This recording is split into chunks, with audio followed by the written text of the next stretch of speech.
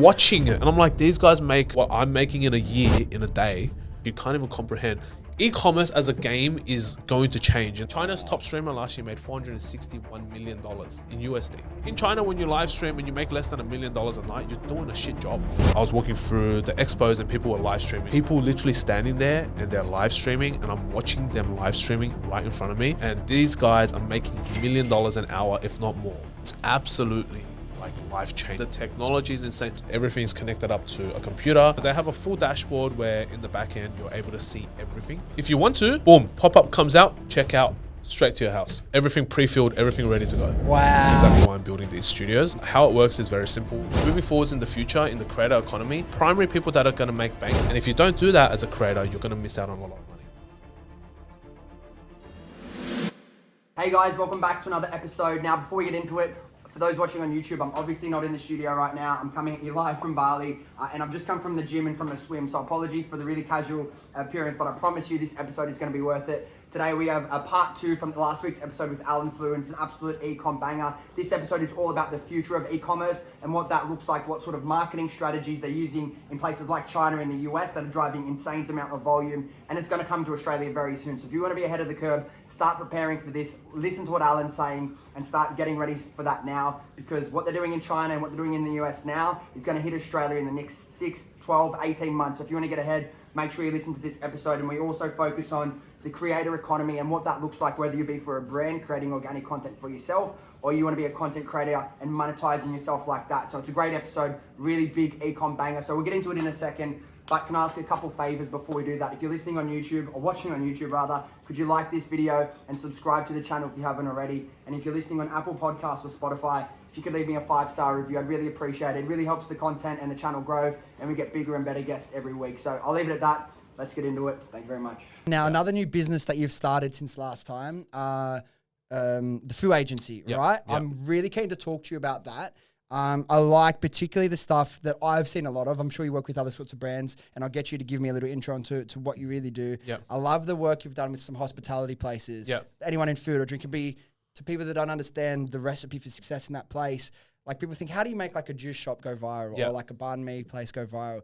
You've done it and recreated it many, many, many times. So I'm keen to talk about that. But just before we get into specifically the food and beverages stuff, how would you describe like the agency and kind of what you do different compared to, you know, your normal correct. agency? There's a ton of agencies, right? But there's not a lot of Asian-owned agencies as well for marketing. And I found that to be a very interesting space. And you and me both have gone through multiple agencies ourselves, likely in our journey to find good people to work with. And so I've been burnt by a few agencies, and I've worked with people, you know, literally have taken my money and run. You know, we won't call them out, but, you know, there are definitely, there's definitely like agencies and people out there that look at the accounts last edited 40 days ago. Yeah, like, correct. And also, like, you know, they say a lot of stuff, but they don't do a lot of stuff. For us, I started the agency because a friend came to me for help. He goes, oh, you guys create a lot of consistent content. You know, how do you do it? How do I do my socials? And he needed help. So I was like, okay, cool, I'll help. And then from there, we launched his restaurant, and then we went to launch a couple of other restaurants.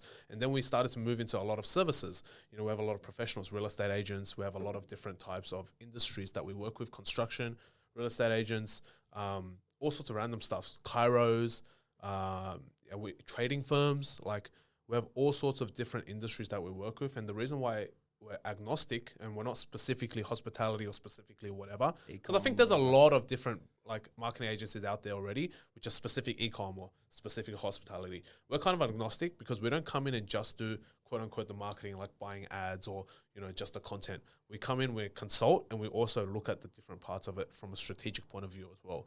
So when we have relationships with our clients, the first thing we do is we look at their business, where are the holes that we can patch immediately, and what sort of ideas can we do, rather than just forcing our way with organic content or anything like that. Hey, maybe you need to test ads. So we might do testing periods, and you're going to give us some time. So we'll test with like organic, and then if organic doesn't work, we'll test with ads, and then we'll cross them both, or maybe we'll do trade shows even, or we'll do whatever. So we help them design multiple factors of their business, so it goes beyond just the marketing side of things. Because most marketing agencies are single channel. They'll be like, okay, we specialize in, you know, media buying, so that's what they do, and they probably won't have a content arm, or they won't have a SEO arm or whatever. We try to make it so that, okay, you can come to us, and then we'll look at your business, we'll break it down, and we'll be your pseudo marketing, you know, team. Yep. And that's what we're going to do. Yeah, we're going to be a CMO for you. And the reason why I did that was because, one, for me, I've already started multiple businesses that are successful. I know the formula there. And then I've applied it to new businesses and other businesses we've tested. That's worked out well. And then so we want to apply that to your business, because most of our clients either have a weak social presence or they have no social presence, and they require us for certain things to help them. And then so we'll come in and we'll do that with the existing experience. And that's exactly why I'm building a new studio. I'm building like all these like creative locations, so that, you know, my clients can utilize them as well. But also at the same time, we're setting up for the future, because one thing that we're going to move into as well is live stream selling, which is going to be, you know, about, I would say maybe 6 months away, hopefully. But trying to bring a piece of how Chinese e-commerce is evolving into Australia. Because, if you can, talk to me about kind of what we were chatting about before we started recording about that, you know, live in-stream selling. Talk to me about the concept behind that. Again, not many people are, you don't really see it happening much in Australia right now. What sort of numbers do you think you can do, or what are some examples you can touch to about your experience over in China very recently, what these businesses are doing, and how you see that as a part of the future of business in Australia? Because like we said, if we look back to the last, say, 7-8 years since we've been heavily in the e-com game, you know, at one moment, or like even rewind further back, at one moment, like email marketing was the underpriced arbitrage. Right. Then it was like Google ads, then it was like Facebook ads, then influencers. Right now it's organic content. Doesn't mean in 2 years it's going to be organic content. Correct. There's always a new wave that's, you know, over-indexing in terms of like the results you can get for the amount of work or the amount of money you put in. Everyone catches up to the last thing. Everyone's doing it. Doesn't really become a point of difference. So you need to be looking for the next kind of opportunity to market and sell before everyone else is there and everyone's kind of accustomed to it. Right? So like, you know, go back to like 2010, for example, Facebook ads. If you were getting less than a 10 ROAS, you were doing a shit job. I wish we could go back to then, man. Like $4 CPMs. Exactly. And then nowadays, if you're getting like a 2 ROAS, you're like, fuck, bro, it's been an all right week, you know. And some people are getting like 1.5, 1.6 ROAS. There's no point even running ads at that stage. So it's like, you know, a lot of different places are really struggling to catch up as well. And so by the time that last kind of thing in marketing pops off, it's already over. So I'm trying to be in front of the wave this time. You know, I was much younger then, didn't have the capacity or the resources then, but now I do.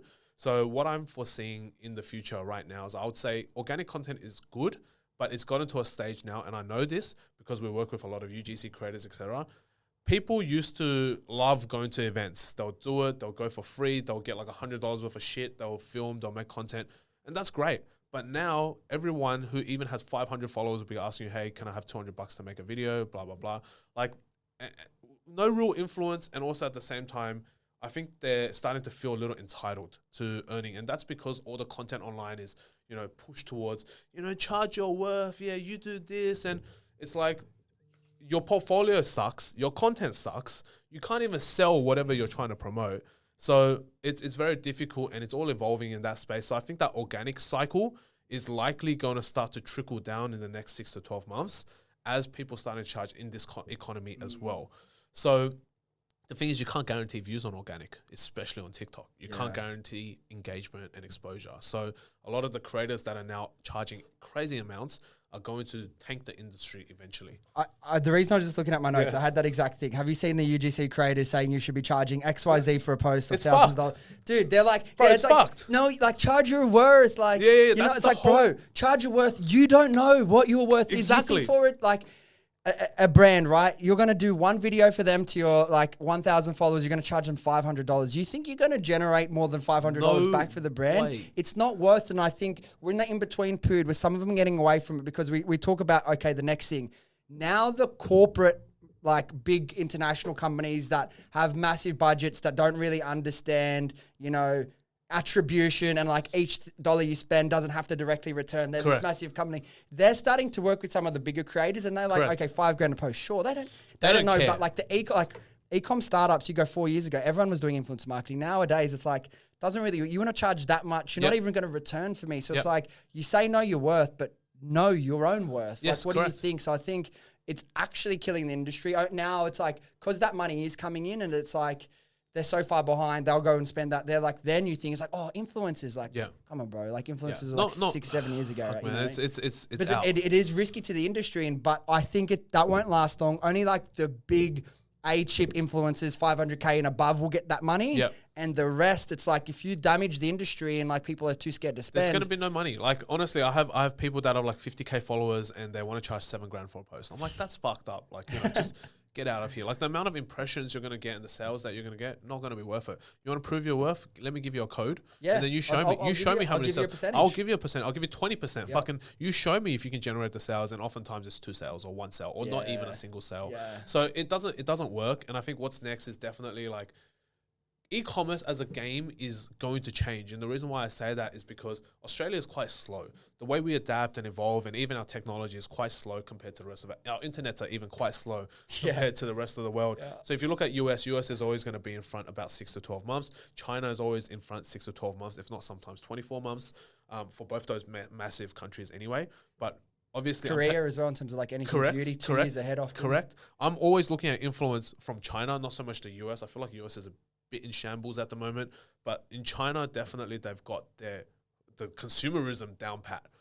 It's pretty wild because I was just talking to you earlier before we started recording that I was walking through the expos and people were live streaming. Literally, I have videos on my phone. I'll send them to you to put on the top later. Yep. But like people literally standing there and they're live streaming, and I'm watching them live streaming right in front of me.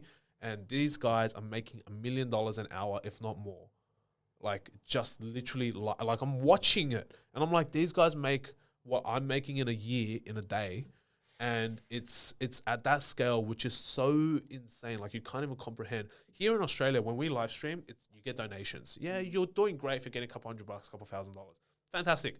In China, when you live stream and you make less than $1 million a night, you're doing a shit job. Like that's how the scale is there. And so what are they live streaming on? They're literally like TikTok. Chinese TikTok. What's it called again? It's called Douyin. Douyin, yeah. Douyin is or TikTok, but China, and then TikTok is obviously owned. Did you get on Douyin when you were over there? Could you see the content? How different is the content? It's crazy. Douyin content is insane. Like all the feed is so all the content is so nicely made. It's curated well. And obviously it puts you, because I was a fresh user, it puts you through all the things. You got the girls, you got the cars, you got the the houses, the construction, you've got the real estate, you've got everything. Right? Until they figure out what you like, and then it's game over. You're done. Like, you're gonna be sucked in. And the thing is, they're trying to make it so like China has WeChat. WeChat is your all-in-one. Everything, right? Your bank, your travel, your payments, your tickets, chat, everything is there. And did it start? Where did it start? Was it just chat to start and they've built it out? Yeah, that's right. I think it was chat to start and now it's everything. Crazy. That's what Elon said he wants to make like X into eventually, right? Crazy. And then, yeah, absolutely. So, and then the next step for now, TikTok, all your shopping experience is done through the platform. So much so, it looks like every other shopping channel too. You can buy your groceries, you can buy fucking fruits and vegetables, you can buy meat. And the thing is with Chinese logistics, almost everything's 1-day delivery. At the latest, 2-day delivery if it's slow and it's on pre-order because they've sold out of it. But even if it's on pre-order, it's pre-order for 7 days because the factories are like that. And then, if you want to buy stuff, there's urgent delivery, which is 2 to 3 hours, no matter where you are. Man, like talk about what's happened in China over the last 10, 15 years and then the decline of the US. Oh my God. Like we don't want to get too political about this stuff, but it's not looking good if you don't want too much. Yeah. And the thing is, of course, with Western society and Western media, always talking shit about China this, China that, bullying this country or whatever. If you actually, or Chinese, or slaves this. The US is bullying itself right now. 100%. I think if everyone genuinely books a trip to China of any of the major tier 1 cities and you go and explore there for a week to 2 weeks, it's absolutely life-changing. Surprising, stuff. Yeah. It's insane. The technology is insane. You get cities when it goes to nighttime, literally every single skyscraper has screens on them. Like it's LED lit up, everything. It changes. People can pay for advertising space on a building, which is an entire skyscraper. Your deliveries come in 4 hours. All the meals are cheap. Everything's QR code. Everything's scanned. Everything's tap. They literally even have pedestrian crossings that scan your face for jaywalking and find you instantly. That's the part I'm like, that's a little bit too much. But also at the same time, I can understand, with a country so big, a lot of it has to be automated. You've got 2 billion people. Your police force can't handle all of that. For sure. So, I can understand the automation behind it. But if you look at the trajectories of these two, powerhouses in the world, one's like making moves for the future and he's Yeah. like on top of it. The other one is like infighting and tearing itself apart. 100%, and, like, 100%, debating things that are like 100%. no real life consequence, but it's all political. It's all 100%. what's the word? It's all politics. It's all when you're like, want to virtue signaling. Yeah, it's all bullshit, man. It's like zoom out in like. If the world keeps going as it is and the US keeps falling apart, 10 years from now, we're going to be like, we let those sorts of things tear us apart. Now look at, it's like I think things got to change. But yeah, with back on topic with like the streaming and stuff. So these people are streaming. Talk to me about how you were saying like they say, oh, we're streaming online now and how they kind of structure their So literally how it works is they have, yeah. literally how it works is they have a lot of agencies as well. In China, and these are going to be different agencies, and something I'm going to build into mine as well. And that's exactly why I'm building these studios. Is obviously, hopefully, we can jump in front of the curve here and then help our clients get on board with this as well. How it works is very simple. In China, when they stream, it's the same as TikTok streaming here as well, but it's different in terms of controls. Everything's connected up to a computer. It's connected up to a backend. There's multiple people on your team that can be allocated to certain roles on the live stream, such as pushing out products, dealing with customer service, separate channels and admins, and then also Next checkout level, as well. man. Next I love level. hearing this stuff. So they have a full dashboard where in the back end, you're able to see everything. So, how many viewers are on, what sales are happening, when they're buying the sales, all of that sort of stuff. So what is going on in China right now is no one steps out of the house to go shopping anymore. They can just literally switch on TikTok. There is literally, how TikTok right now is For You page and friends? Yeah. They have a channel which is like literally like, shop. And then you can just scroll it and then you can say, oh, I wish I brought my Chinese phone today. I brought my Chinese phone. I'll just go through and I'll show you guys. It's insane. Every platform, every app, even their eBay, which is Taobao, has its own live stream channel dedicated to live streaming. And 24 hours a day, you can go on there and swipe. And it tracks, obviously, your algorithm, so what you're interested in. And it's a different live streamer. Bro, it's fucking crazy. I'm like looking at fishing rods, for example, and then I'll get live streams about fishing rods. Then I'm looking at storage, and there's literally a guy jumping on boxes showing me how good the storage is, and it's live, and he'll go, and then they'll interact with you as well. I was looking at tiny homes because I wanted to get like a container home and whatever. Fuck, all of a sudden, I get a tiny home live stream, and then the guy's like asking questions, and I can ask, can you make this for Australia? He'll answer me live, and then shit like that. And then if you want to, boom, pop-up comes out, check out, straight to your house. Everything pre-filled, everything ready to go. Wow. So that's the next level. So when I'm talking live streaming, it's not like in Australia where we live stream, they're entertaining us. We buy me a coffee, send donations. donations. Donations. Super chat. Here's a rocket ship. Here's a super chat. Here's a TikTok universe or whatever, right? We don't do that. In China, when you live stream, you still get gifts because, you're an entertaining salesperson, but you make a fuckload of commission selling. China's top streamer last year made $461 million in comms. Almost $500 million. Yeah, in USD. Well, $500 million Aussie. Over. Like that's 700, 650, 700 Australian dollars. And he has a team which he pays $9 million a month salary. That's how big his team is. That's still a lot of margin at the end of the day. Bro, that's a shitload of margin. It's a couple hundred mil. But like he's like 23 or 24. When, because this is like getting really futuristic, and I think for people listening as well, like start positioning yourselves to 100% to be ready for the opportunity. If you're an e-commerce owner or you're a brand owner and you don't position for this, it's gonna be a very, very tough slog trying to innovate what e-commerce looks like, because e-commerce right now is all the same. You get your Shopify store, you get a supplier, you get your logistics set up, and then you run ads and then you do organic content. Simple. You funnel that all to your website, you convert as much as you can. That's it. Done deal. Go to Amazon, FBA if you want to expand or whatever, and then there's like all different pathways, right? I think this is genuinely going to be the next stage of social selling and e-commerce. And I think there's going to be a massive, massive opportunity here.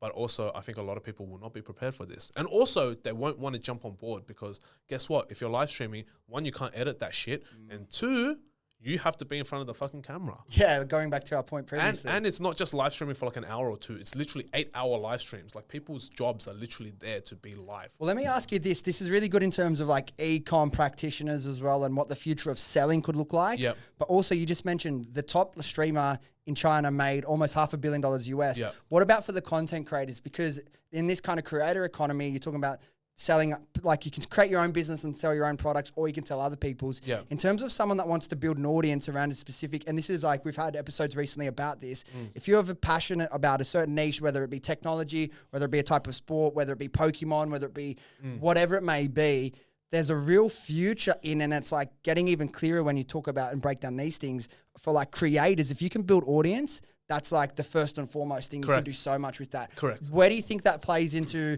someone that wants to build a big following, already has a big following, and they can start thinking, okay, how do I convert this into like monetize this in the future when this stuff starts to hit Australia? So I think there's a couple of things that's going off the top of my head now. The first one is content creation comes down to two aspects. One is the filming and editing side of it.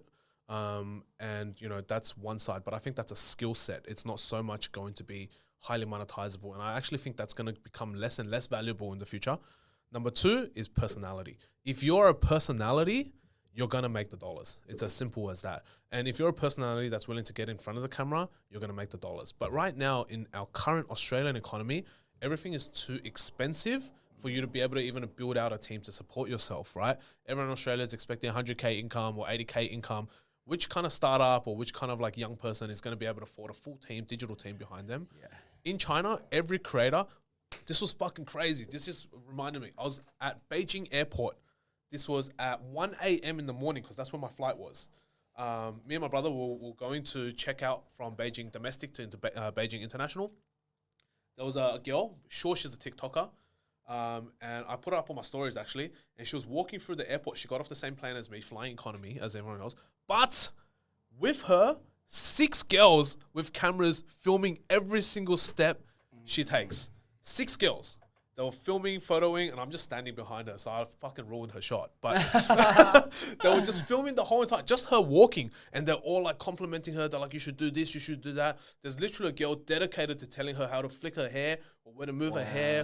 What, like she's wearing like a face mask because she doesn't want to be recognized, but she's like a tall, pretty Chinese girl, for example. And you'll see some of these on TikToks all the time. There's always like this long-legged Chinese girl with like a nice dress on, walking through a crowd of like normal people. Literally kind of that sort of thing. She had 6 people following her just to create content. And I think moving forwards in the future, in the creator economy, it's not going to go towards the videographers and editors. They're okay. Like that's kind of secondary. But the primary people that are going to make bank are the creators that have good personality. And if they're smart enough and they're not too uptight about themselves and they're not too, I would say, arrogant or egotistical, and they're open to opportunities, they will make a shitload of money. Because the second you get to 500,000 or 1 million followers and you go, nah, I'm too good for that now. I'm too good for that. You need to pay me 50 grand for me to even talk about you.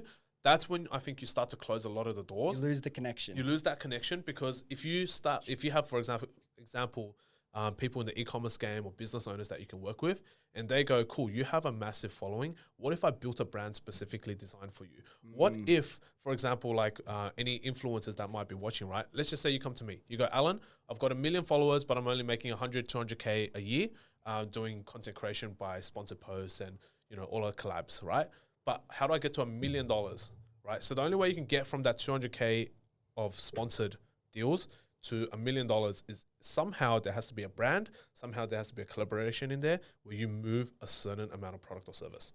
And if you don't do that as a creator, you're going to miss out on a lot of money. Speaking about business ideas as well, again, and it's just like too many things on this, but all the opportunities. Have you ever thought about doing that with your skills in business? Being like, you know, content creation is like the main driver to the vehicle. If someone's got a big engaged following, they're really interested, they could pump out content about a certain brand, ideally something they can, like what you did with this, that they use every day, so it's really organic with their life. It's easy to make content. Like there's so many things you can do around that, but they just have no idea what to do. And you could go and be like, I'm going to partner with 5 influencers. They all have on average $1.3 million in following. I can do all the back end. I can understand all that. All I need is them to be the face and to pump out this amount of content. Have you thought about doing that? Like, so as like a business model? That's actually the next stage of the Foo Agency. So the Foo Agency next stage is going to evolve into more of a live / we're still going to do organic content. We're still going to do, you know, manage their socials and advertising. The basics are still going to be there. I feel like that's going to enter the world of basics for marketing. Yeah. And then the more advanced marketing and the more sort of novel marketing with the live streaming and, you know, helping influencers monetize their following, that would most likely come in probably in the next 6 months or so. Yeah. So, you know, someone with 1 million followers can come to me and they go, Alan, cool. Obviously, you know, you're going to have to pay us for our services to consult, design, and create everything for you. And then we'll go, okay, cool. We'll take a split on that. So you and me, you'll have a split of this. Me, I'll have a split on this. We manage all the back end, the logistics and all that for you. And then you have to, your job is to do X, Y, Z. And then something that I think will be really cool moving forwards is a lot of influencers who want to make more money, if you look at any influencer, they all have businesses behind them. All the smart ones do now. All the smart ones, absolutely. Like Brittany Saunders, what she's done, like Tammy Absolutely. Pembrow, all of them. Absolutely.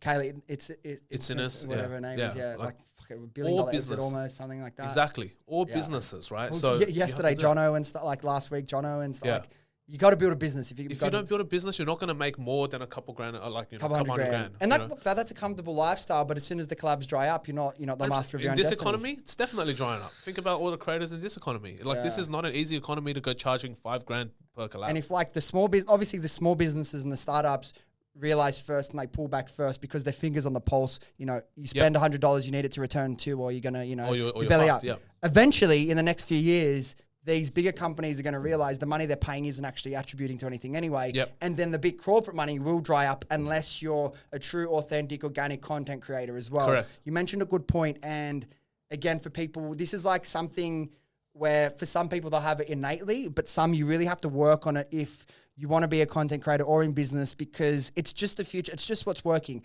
As we get into more AI-driven world, the human connection is what makes it different. And that word you said was personality. Now, we could work with 2 different people for Happy Skin Co. to make a video with our products. We never script it. We give them certain points to mention or to hit so they get context of what it is, and it's all do it in your own style. 2 people could say exactly the same thing. One will get 100 views, one will get 200,000 views, and it comes down to the personality and the energy you can emit.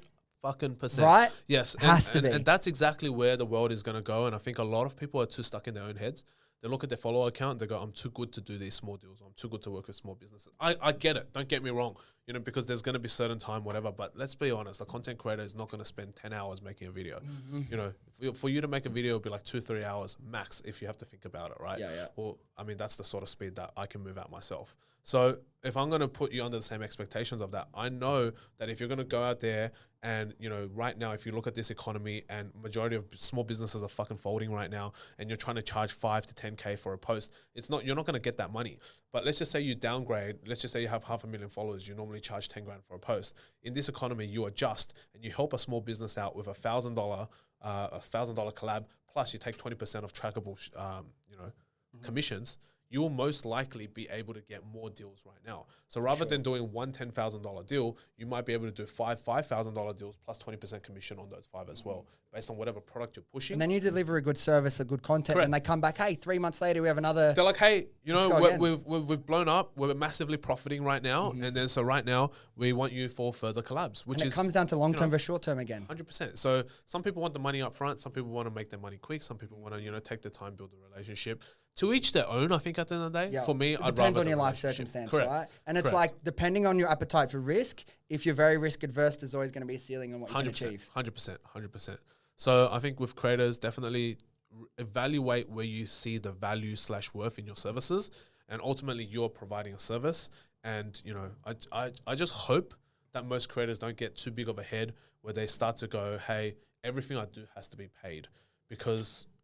honestly, at the think about how you got there. How'd you build it? Yeah, exactly. And there's going to be things that are fun and creative and you should try and do. And, if you want to support and get behind it, definitely do it. And then, just be human. I think that's what it is at the end of the day. Stop seeing everything as numbers and be more human. And a lot of influencers are now pushing a lot of shit that they don't believe in, just because there's a payday behind it. Whereas the stuff that they do believe in, who genuinely needs the help, might not have the budget to support them. Yeah. And I think there's never been a better time there's never been a better time to start a business, never been a better time to build content around whatever different thing you're interested in. I think there's going to be heaps of opportunities. But to take it back to where we started when we were talking about the few agency stuff, about your stuff that you do with hospitality. And the reason I'm so passionate about hospitality is because I live in Newtown, and Newtown King Street, filled of restaurants, cafes, bars. So many. Dude, you'll see there's these spots and then a new one will open, then it's a fresh dream. They've just spent 50 grand on the fit out. Or they probably more nowadays with restaurants. I know, and then you see them and then it's like they launch and all they do is they have an A-frame out the front and they're just looking around and you walk past and I see and 2 people in there. And then they got to wait out their 3-year lease or they're just folding, and I just see so many of them close and fail. Every time that happens, it's that's someone's dream. They took a big gamble on themselves. It isn't easy. But also at the same time, like I live in the local area. I've seen nothing digitally. I've seen not even letterbox. I've seen nothing. They haven't even tried. You can't just open a door, put an A-frame. That is not a strategy. Literally. That is not a strategy. That's not marketing. And I think ultimately, doesn't matter how good you are. You can have the best service, best product, best fucking pasta in the world.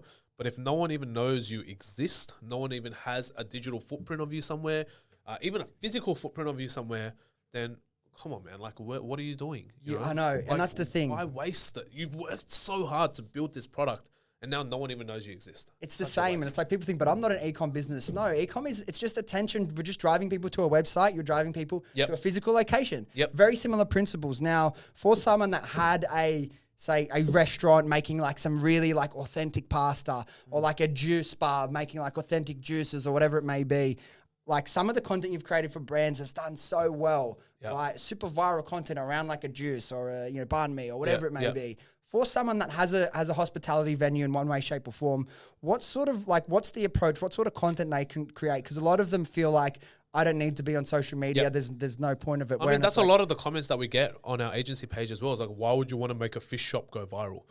Like, the fish shop doesn't need you. The fruit shop doesn't need you. I'm like, okay. Well, then the ones that do have a line around the corner. Literally. And then if a fruit shop doesn't need me, then how can you explain them going bankrupt and new ones coming through all the time? Like, obviously they need something, right? Ultimately, at the end of the day, marketing is universal. It doesn't matter what business you have, physical, digital, fucking doesn't matter. You're going to need to show people that you exist. If you don't exist, no one can even buy from you in the first place.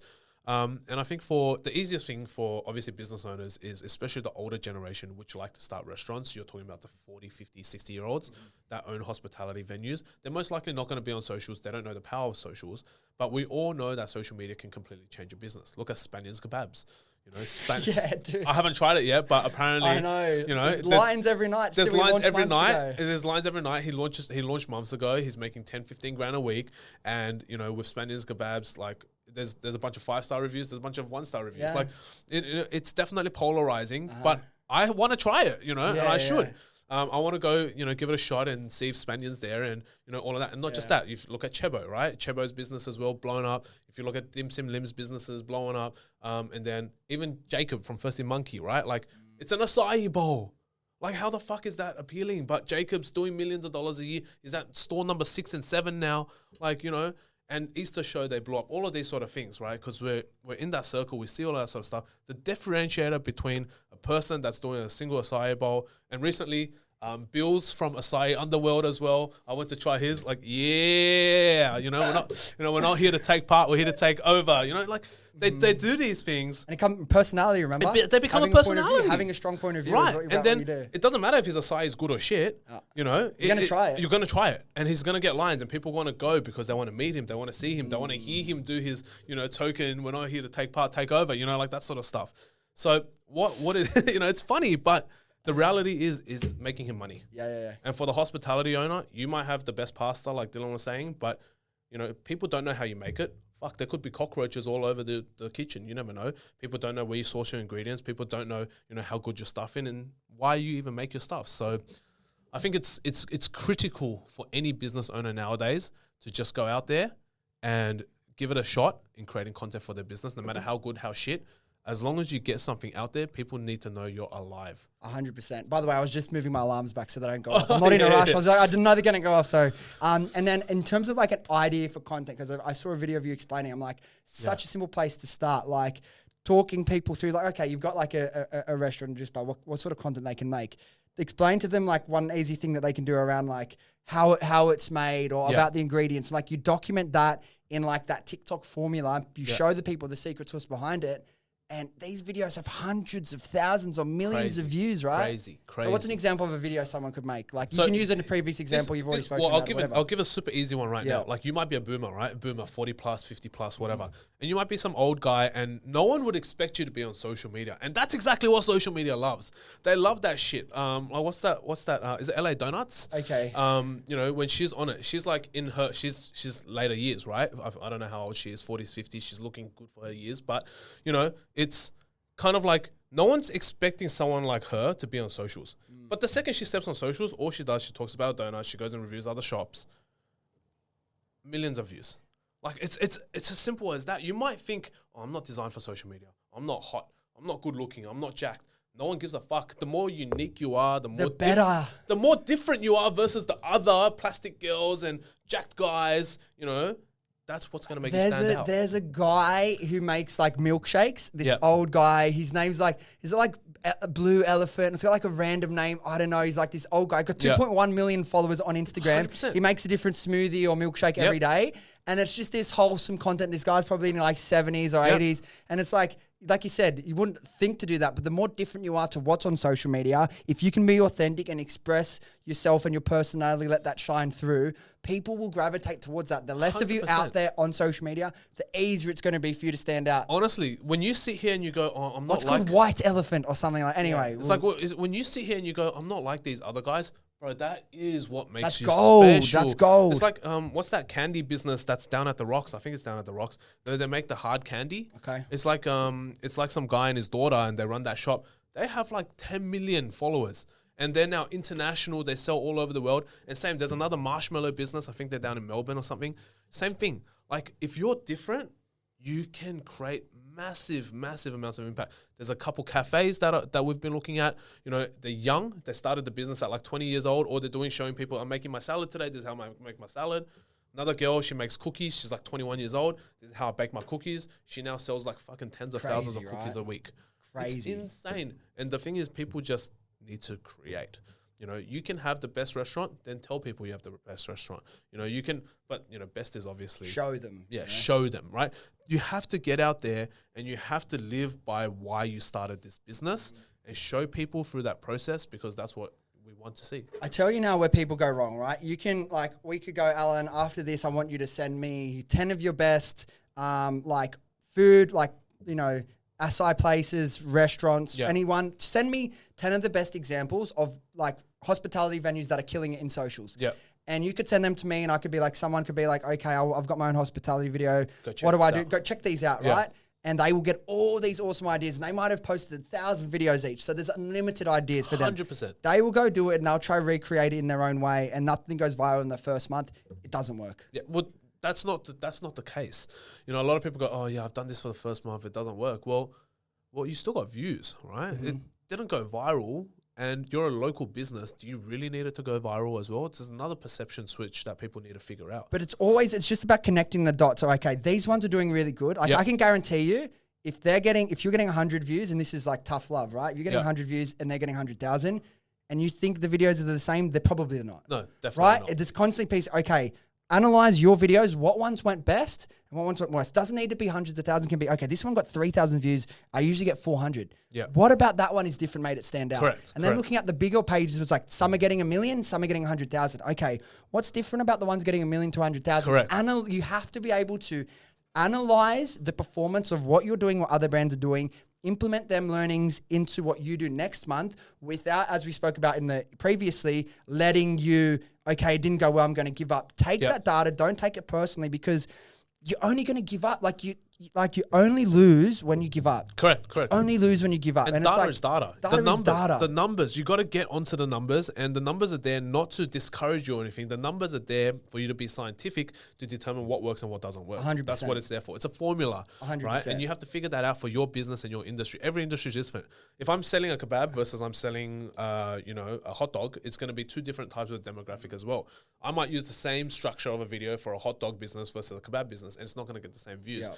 So it's going to be different. Like, you know, you have to look at your business and you have to show that you're able to then connect with your audience, and you know your audience best. That's why I always like to try to get the business owners involved, because they know their audience way better than I do. Yeah. And for me to know the business as well as you do, it's going to take me a couple of weeks, couple of months to fully understand it. It's not like I can't, it's just going to take extra time to get there. But it's difficult as well, like when the owner has been operating business for years and years and years, it's very difficult to ever understand at their level. So it comes back to understanding who are your customers, like you said, and what's also important is going back to, like you mentioned before, when you're starting a business and coming up with a new product, would I buy this product myself? Like, is it something I would buy? Yes. Okay. You've started a business, you've done that. Try take yourself out of your shoes as you're the business owner. Pretend you've never seen this before, and you're creating a piece of content, like you're on TikTok and you see a piece of content come up.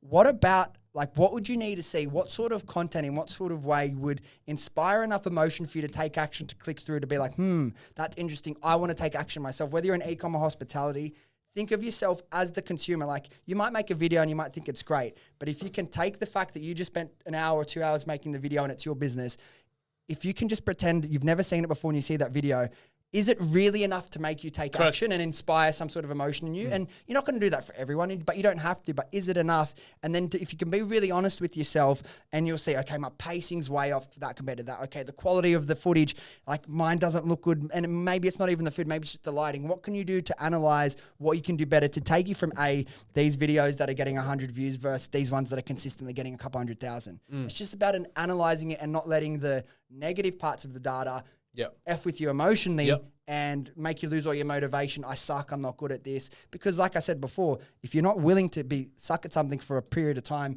you're not going to get okay, then you're not going to get good, then you're not going to get great. Well, I mean, you never ran out of your mum's womb, right? No, so you definitely came out and you decided to crawl before you walked, and then you run. It's just like we give up too fast this generation. We give up too fast this generation. It's because the stimulus is so quick and everyone else gets everything so quick. You know, how many crypto millionaires do we see? But then how many people go broke straight away too? Lost it back the year after. Correct. And like, people are so... And I say this to all my young ones in my team all the time. I'm like, guys, right now is not your season to succeed. Right now is your season to learn and grow, but you can't even commit to learning and growing. You're always wanting to take holidays. You're always going here. You're always going there. Or like, you're always trying this. You're always trying a new thing. You want to start this business today. You want to start that. No, stay focused for 3 years. Get really good at this one thing. And then from there, you have a baseline for you to then try other things. You can't even pay attention to one thing right now. What makes you think you can pay attention to 10 things? People low-key have ADHD because of, you know, social media nowadays. Phones, everything. And it's just, it's like a technical you're bored, ADHD. You get out your phone, pick any one of the 10 apps that you go to every day. 100%. You scroll down, boom, there's 100%. A new batch of dopamine. And just look at your watch time every day or your screen time every day, and everyone will look at it. What you what apps are you spending the time on? Literally 4, 6, 8, 10, 12 hours. And I've asked this question when I've done seminars before. The highest screen time I've ever had was on average 15 hours for some person.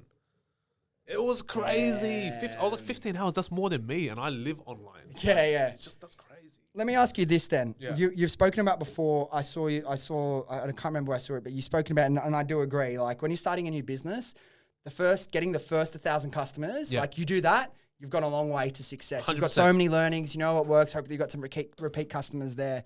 For a new business starting, say they don't necessarily have heaps of money in the bank. Maybe, you know, they've bought their stock. Maybe they have like 5-10 grand in their bank. So it's like they can't just willy-nilly lose money, but they got a little bit of leeway to kind of test and learn. Where would you go about, like, where would you be your first port of call? How would you set up like the pre-launch and the launch period? Like, what's some ideas or some initiatives they can take or some tactics they can use to try and set up a successful pre-launch and launch period? And then how do you like start acquiring more customers once you're live and launched? Okay, let's just say you've bought your product and you now have a product ready to go.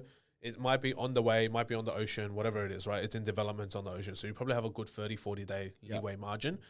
During that time, let's just say you have 5 grand left. If you have 5 grand left, you go, and there's only one school of thought here for me, which is you either spend money to save time or you spend time to save money. And right now you don't have a lot of money, which means you need to spend the time, right? So to spend the time, do you need to outsource building your Shopify? Probably not, then you should do it yourself. If you need some advice, ask for some advice. If you need to go and create content, are you able to afford UGC or, you know, pay for someone to create content for you or pay for an agency? If not, then you go and do it yourself. And then ultimately during that process, I think it's very straightforward. Create as much content as you can with the products that you have. And likely you don't have your finished product on hand. You have some samples on hand. You utilize your samples to create that product. Create it as much as you can with as many different people as you can. Employ the help of your friends, treat them to a meal. You know, get out there and build that base up of content for people to consume.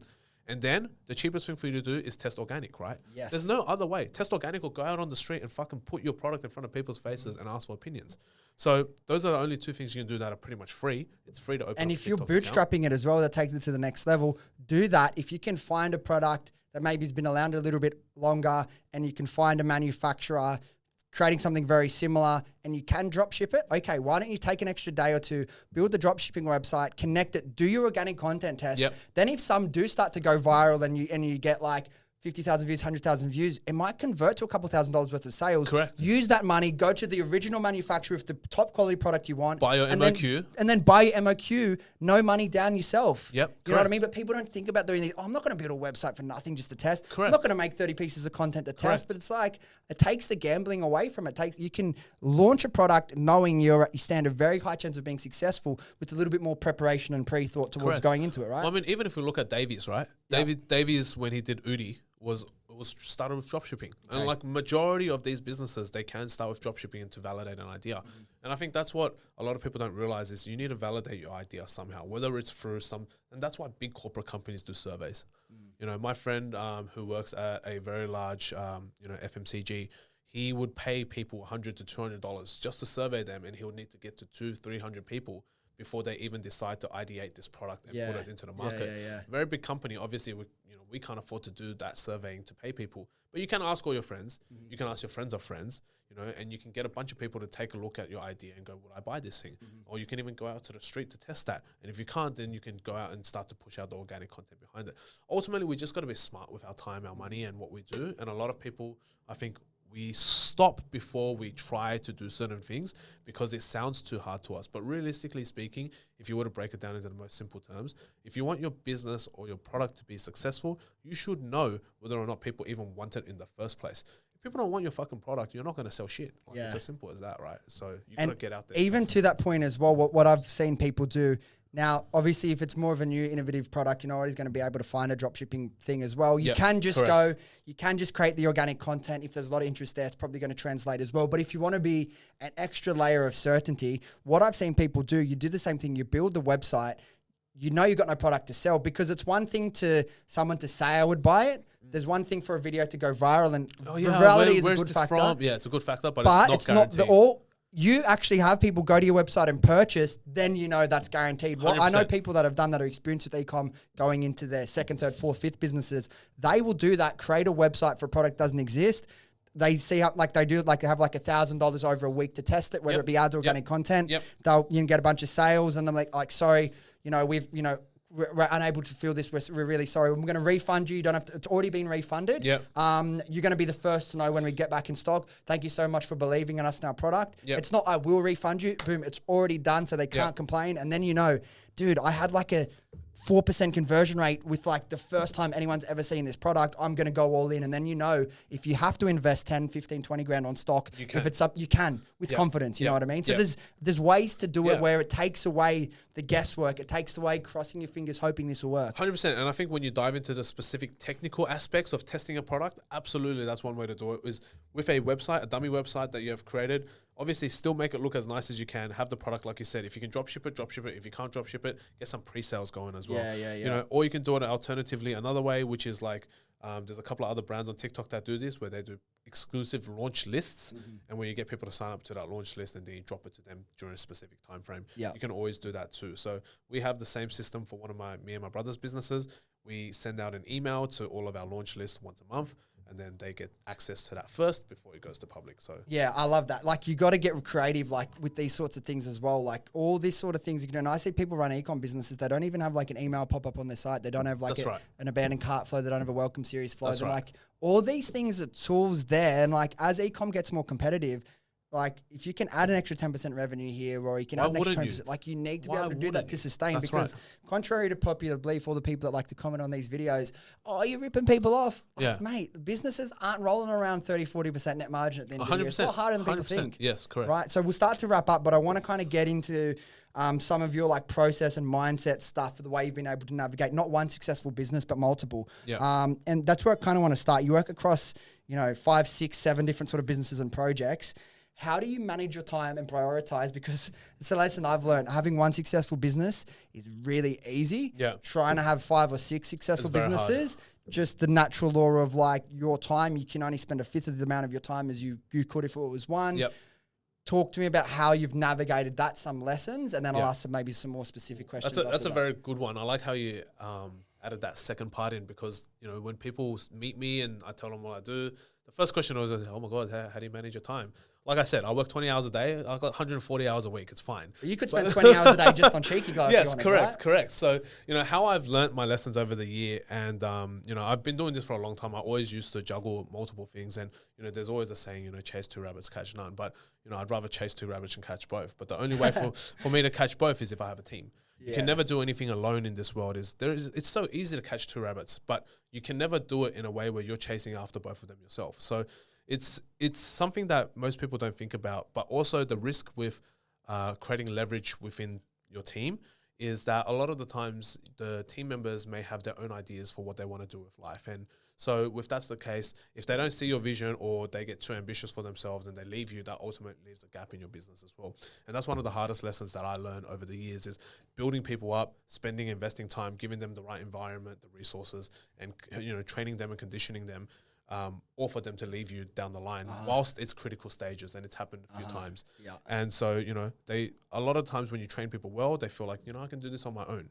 And by all means, we're not here to stop them from doing that. It just sucks, but, we have to deal with it. So in terms of managing time, it's always how do you block out the right time for the right places for the right, people, and making sure that you can juggle that. And then until your team gets strong enough where you can go, you know what, I can be fully hands-off in this department. You have full responsibility over it. You won't be able to juggle multiple things. I'm fortunate enough that, my business partners are competent. They can do their jobs. And then if I'm hiring staff, I'm training them up. And certain days I do certain things. For example, Fridays, usually I'm at Fluid, but it gives me some flexibility in the morning. Mondays and Thursdays, I'm usually in my agency office. Tuesdays, Wednesdays, I'm in a Cheeky Glo office. Saturdays, I'm usually flexi. Sunday, I'm usually flexi, whether it's doing admin, finances, etc. So, wherever someone needs me extra, I have extra days to do it, and then after work hours to work on certain things. Yeah. So I kind of block them out, and then I slide between whatever. Yeah, so that was, well, in terms of structure, are you trying to keep it like one day on one business rather than 4 different businesses in one day, trying to split? Because it's like sometimes it just gets messy. Focus, you can be good at focus jumping and compartmentalization, but realistically, like when you get into the flow state of one business and you're in that headspace, you'll do your best work once you're in that. Correct. Some of the elite, and we'll have moments where you can jump bang, bang, bang in between and you're good. But realistically, if you can have like that big amount of time, at least if it's a day or a half day minimum on that one thing, I feel like you're going to get better results, right? Honestly, I think 4 focused hours is strong enough to, do a lot, right? Yeah, to do a lot of things in 4 focused hours. I pump through, if I have a list of 20 things in 4 focused hours, I could probably pump through all of them. And then people are like, oh, fuck, you're so fast, whatever. I'm like, it's not because I'm fast. It's because if I don't get it done, there's another 20 things that I'm going to stack on top of it. In the next 4 hours. Exactly, in the next 4 hours. So, I always do that. But yes, definitely, like you said, there are certain days where I'm focused on certain things. I was telling my team yesterday, actually, over lunch, is I always follow the 80-20 rule. So for me, every single day that I've set, 80% of that day and effort and energy is focused on that key task or key business. 20% for me is for the superficial, not superficial ones, but the supplementary things that I need to focus on. So it's like 80% focus, pre-planned work, 20% you can kind of be reactive, help this team member out with that, go to here, pull there. Yeah. Correct. So for example, if on Tuesday is a Cheeky Glo day, I know 80% of my time is working on wholesalers, logistics, blah, blah, blah, blah, blah, future R&D, et cetera, et cetera. And then 20% of my time might be like, oh shit, someone needs help in the warehouse. I might go help him in the warehouse. Or it might be like, oh shit, there is an emergency at food agency. I've got to go deal with that. And I'll just slide across to there. What about your process, like amongst everything you have on for like your personal brand content creation? Is that something you try and do? Like, I'm going to take 2 days out and try film a whole month worth of content, or are you documenting your everyday life as you bounce between your businesses? Yeah. So right now I have a shitload of footage, which is not really edited because I like to edit a lot of my content myself because you can tell that it's story, in my voice. right? It's in my story. It's in my voice, especially my life stuff, like the vlog stuff. But when it comes to certain business principles, etc., that sort of stuff, I get my team to support me on. So, during the week, we might have certain days where we're filming. So there'll be a 2-hour block where we're filming specific content for certain things, and then we'll get it edited, and then they'll get posted up. Yeah. Nice. Now, in terms of, you spoke about finding the right people in your team. I think a word that's growing, and I think something you've spoken about before, and I think it's really important for ambitious entrepreneurs that want to build big teams and have this big grand vision, is finding people to be a part of your team, because working in a corporate and being part of a cog for a company with 5,000, 10,000, 50,000 staff doesn't really matter what you do every day. The business isn't going to live or die on your efforts. Correct. But finding people to work in a small business with a team of 5, 10, or a team of like a group of like 15, 20 running like 3 or 4 businesses can be difficult. And that term emerging, and what we really got to try to find is those entrepreneurs, right? Yep. What's your process for finding them? What sort of values are you looking for, or attributes or traits in those people that can be an entrepreneur and run things and have that creative freedom and some element of control within your businesses? Because like you said, if you want to have multiple businesses, you can't do it all yourself. Yep, correct. Yeah, I think entrepreneurship is very, very important. A lot of people think they're entrepreneurs, but they're probably better off being an entrepreneur. Yeah. You know, it's very different to start something than it is to finish something. Entrepreneurs finish the job, where as an entrepreneur can start the job. So for a lot of people, entrepreneurship is something that they probably never even knew existed. So they think they're entrepreneurs, but then they realize they've started so many things, but nothing just ever picks up or takes off. But potentially, if you give them the right tools and resources and elements, they can turn something that's existing into 10, 20, 30 times the size. Yeah. So entrepreneurs are people that are just like entrepreneurs with the ambition, the drive, but they are willing to work within a system that they understand in the environment, rather than just, you know, going through and trying to start things on their own. And yeah, I think it's very, very important to have entrepreneurs in your team, and getting the right people there is incredibly important. And the main things I look for is loyalty and people who can buy into the vision that we have, but also hardworking people with good work ethic and are not scared to take on tasks and challenges. 100%. I think that's so important. I think a lot of it comes down to risk appetite as well. Yep. Like, I could never be an employee anymore. It's just, I'm too either. But like, if I was going to be, or I had a change in situation and it's just what I needed in life, I think it's so much more rewarding to be a part of like a small business team and actually have an impact on the world, or have impact on the success of the business. So if you're someone who maybe doesn't like the rigors and the structure and the micromanagement of a big corporate, entrepreneurship could be for you as well. There's potentially as well for those really A-player team members,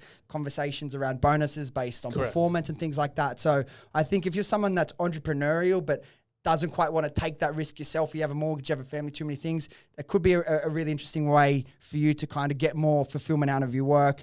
But in terms of like what you have coming on next, we'll wrap this up. It's been a long one. We might actually split it into 2 parts as well. That's why I'm like, I've messaged you, we'll make this into 2 parts. What's next? What can people come to expect from you and all your businesses over the next 6 to 12 months? And kind of what does that look like? What can people see from you? That's a good question, because right now everything's changing super rapidly fast. I told you earlier that we're moving into a new head office. So I'm building a new HQ at the moment. In there's going to be, you know, soundproof studios. We're going to have photography areas, product photography, product shoots. We're going to have our office, our communications. Downstairs we're going to also have, you know, our fulfillment. So it's going to be quite a decently sized HQ, hopefully to build a strong base out of. And then, you know, it'll be a creative playground as well for, you know, creators and business owners to hire, rent studio space and, you know, do shoots. And jump on it as well. I'll cut you off. Jump on and follow Alan, because like you'll see what it looks like the 1 a.m. building walls in his offices. Like, you want to see what it really looks like to do these things. You know what I mean? It's really interesting. He posts this shit. So correct. I'll always post the stories. So if you guys want to jump on and take a look, definitely take a look at what life looks like behind the scenes. Because it's not sunshine and rainbows like all the gurus try to sell you. It's not private jets and Lambos all the time. You know, we got to work hard, and there's so much behind that. But yeah, that's Fluid agency side. Fluid, we're hopefully looking for a 3rd pop-up location. Because you opened in Melbourne as well. We didn't really have time for Fluid. That's right. So Fluid, we opened up in Melbourne in Emporium. So that's been cranking. It's doing really well. So we're looking at potentially Brisbane next. So you know, and even franchises. So we're looking at potentially getting franchises on board. So if anyone wants a franchise, to just reach out. That's pretty much it. Cheeky expanding. We're launching US this week. So that's pretty exciting. You're going to fulfill from here or there? Fulfill from the US. So we're going to have independent US branch over in the US, and then launching new products. We have a pipeline for the next 6 to 12 months. Which should be pretty fun. A lot of skincare and a lot of personal care stuff, and also cosmetic stuff coming through, which will be pretty fun. And then I have 2 more ecom ideas, ecom brands that I'm in the process of kind of like jiggling around. But once Air gets up and running and launched and scaled up, we'll probably explore those 2 options towards the end of the year. Yeah, you really need systems and a team in place to be able to handle that. Absolutely. You know, ideas are great, but execution is where the money is. Correct, you know what I mean? correct. So I think you're at the level to be able to do that. But more, for those listening, more doesn't always mean better. 100%, because there's more money, more problems, as they say, and also more headaches as well. More people, more headaches. 100%. It's very, very difficult to manage across multiple different things when people can't usually do one thing right, and then you're asking them to do multiple things. what I've learned in terms of where I spend my time across my businesses now, you have great teams and they can be operational, but when you're like the entrepreneurial person, you're the person that started them, you're the founder, you're the person with the energy, no one can really match the impact you can have. So unless it's like, you give them equity and then you buy them in. And but it's you're the secret sauce, you know what I mean? Like as much as you want to be able to hire and duplicate yourself out, you're never going to be able to where I spend my time directly and immediately afterwards, I get the results in return. So it's a little bit difficult spreading yourself thin. So make sure if you're kind of in that position, make sure you're fully set up with one successful, fully operational business before you start, because as you start to add more, it doesn't get twice as hard. It gets 3 times, 4 times, 5 times as hard. It's almost exponential sometimes, and then it gets to a certain point where then it just absolutely drops off. And you're like, and okay. It's like everything's set up and now it's chill. Yeah. And then like that's a process of like a decade plus to get to that. Decades even to get to that process point. Where you have a board of directors now. Yeah. You've got a C-suite That's team. the goal, eh? Yeah, you got the whole then thing. you can do the private jets. Yeah, and then you things can do the private just look jets, at your the reports. Lambos, the Okay, Mansions. that one's not good. Let me have a chat to the CEO that's and right. navigate all that. But we mentioned your socials. You're like over 50K on TikTok as well. If you're looking for some mindset, some business stuff, Alan's not afraid to say it the way he believes it. Yeah, so 100%. he'll trigger some people, and I think like some people need to hear some of these things. So what's your handles on Instagram So just and TikTok? you can find me now at alan.fu88. That's pretty much it on every platform. That's on everything. That's it. Beautiful. There we go. Lucky 88, eh? Lucky 88. Well, Fu 88 has a second meaning to it that a lot of people don't know. What's Fu 88? So Fu in Chinese means wealth. Oh, sick. It means wealth. It means luck. It means rich. Wow. And then 88 in Chinese is also a lucky number. But also translates to Baba, which is dad. So it becomes Fu Daddy. Oh, it's got to be a number plate on one of your cars. Yeah, it already is. It's got, so yeah, I'm trying to get the Fu 88 number plate. Someone has it in New South Wales, but I've got Mr. Fu 88 right now. So. Yeah, we'll get there. We'll get there. We'll get there. Alan Fu, as I said, for those listening, I might put it out as one app. We might split it into 2 because there's just so much there. So beautiful, brother. Thank you so much. We'll do it again in another year or so and get an update then. But thank you for coming, bro. Done. Pleasure. Appreciate it. Always Legend. a pleasure. There we go. And check it out, Airvolution Labs. Honestly, if you haven't used nose strips, they changed my life. I've never used Alan's, obviously. I will put them. I'll let you know how I go. But trust me, like game changers in terms of like your breathing, your sleep. Like $1 a day to sleep and breathe better. Even 100%. If it's just that, it's worth it. So good luck with the new venture, bro. I'll be following along for sure. Thank you. Done. Cheers, bro. Thank you. Have a good one. All right, guys, thank you so much for listening. If you enjoyed this episode or you got something out of it, do yourself a favor, do me a favor, do your friends a favor and share this with them, and they can come along on this journey with us. Thanks again, and I'll see you next time.